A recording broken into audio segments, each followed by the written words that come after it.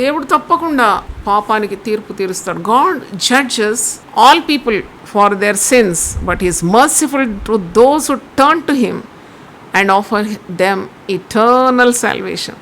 దేవుడు తప్పకుండా పాపం చేసేవారిని శిక్షిస్తాడు. దేవుని ఉగ్రత భరించాల్సి వస్తుంది. పాత నిబంధనలు మనం చూస్తే అక్కడ పాపము చేసినందుకు, దేవుని ఆజ్ఞలు ధిక్కరించినందుకు, చెడుతనాన్ని విసర్జించినందుకు వాళ్ళు దేవుని ఉగ్రత భరించినారు. అది తెగుళ్ళ రూపం కానీ, మహామారి రోగాలు కానీ, ఇవన్నీ కూడా సంభవించింది.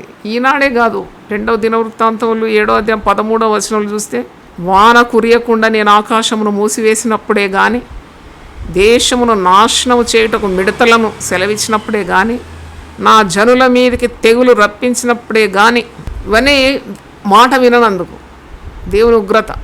అప్పుడు నా పేరు పెట్టబడిన ఆ జనులు తమ్మును తాము తగ్గించుకొని ప్రార్థన చేసి నన్ను వెదికి తమ చెడు మార్గములను విడిచిన యెడల ఆకాశము నుండి నేను వారి ప్రార్థనను విని వారి పాపమును క్షమించి వారి దేశమును స్వస్థపరిచెదను.